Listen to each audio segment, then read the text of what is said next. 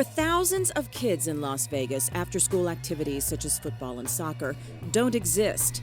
For them, the afternoon and nighttime hours are filled with a more deadly game of survival on our streets. A night doesn't go by where some kind of violence or gang violence doesn't occur in our community. 8,000 teens and children are involved in gangs. They outnumber our police force. And even if your kid doesn't join one of the 300 gangs in our city, they can still be in danger because the violence is crossing lines into our schoolyards and our own backyards. But as you're about to learn, this is not a time to give up.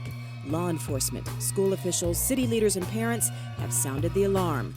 They're joining forces to get our kids back and to keep others out of gangs and out of gang crossfire. Stay with us for the next half hour for the shocking reality of just how prevalent the problem is in our community, but more importantly, what you can do to stand up and say, not our kids.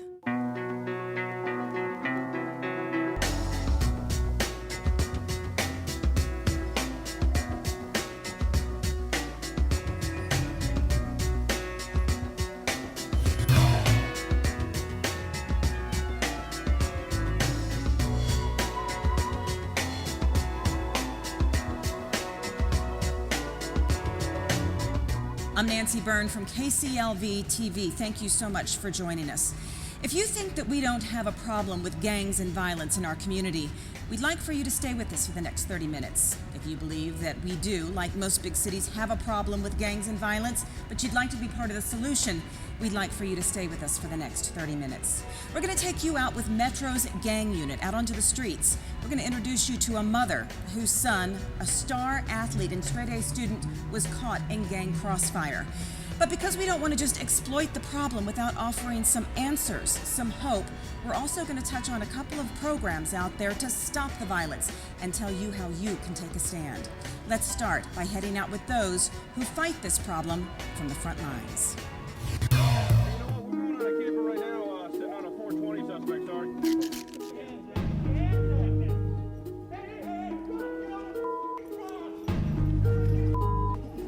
A night doesn't go by where some kind of violence or gang violence doesn't occur in our community.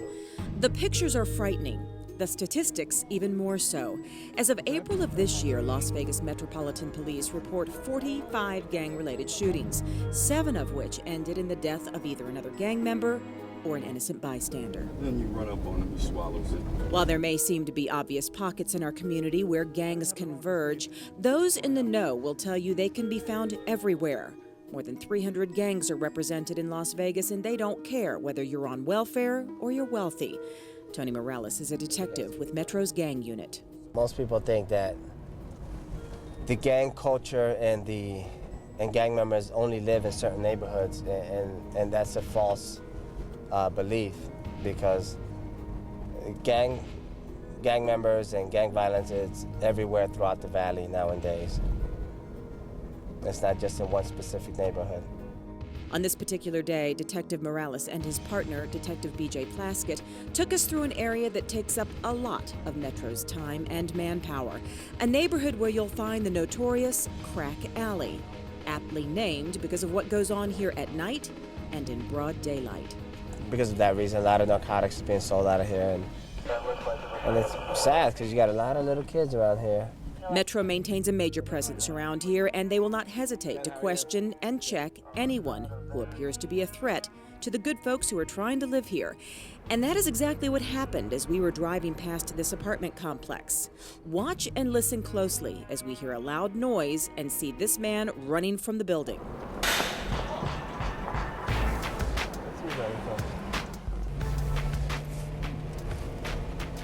Can't see, BJ, you're in my way.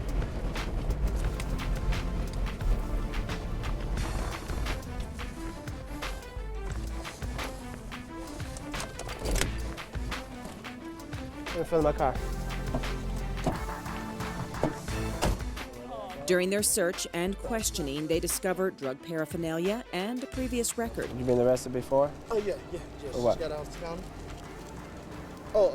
Possession of controlled substance with intent to sell.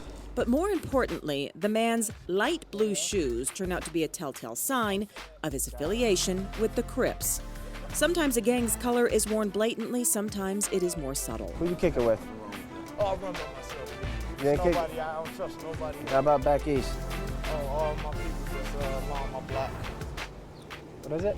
All my people that's along my street. Mac and Dickerson right there. Okay. And who they? What's that? What's What? that? Folk people? Crips. Crips? What Crips at? Huh? What Crips at? Oh, D-Block Crips. D Block. Riders. Yes, sir. East Side Riders. D Block Crips. I had a chance to ask him how he got involved in a gang. It just came along with me knowing one person and then one person knowing somebody else, and it all just revolved the door in circle. You just kind of get caught up in it. Does it kind of become like your family? Exactly. Somebody who, people will take care of you when you have nobody else. Then I asked if he could get out of the gang if he wanted to. I could get out of one if I decide to get out. On the contrary, police tell us getting out is often just as violent and difficult as the initiation to get in. But his run-in with us today proved to be easy to get away from since there were no drugs or weapons on him, and he was apparently running for no good reason. The police let him go, but will remember his face and name. You know that people around here know what's up. Thank you. Go ahead, let's go back up there. Detective Morales says they have no choice but to question anyone acting suspicious. They do it to protect the people who are just trying to make a life for themselves here. It's an ongoing battle, though. He points out graffiti indicating who runs the neighborhood as soon as the cops pull away. 18th Street has been in this neighborhood for a long time. So whenever they see other gang members or other gangs coming in, they'll cross them out, letting them know that, you know what, this is still our neighborhood type stuff. Which is a false belief because this neighborhood belongs to the people that live here, not to the gang. The good news, the tide is turning.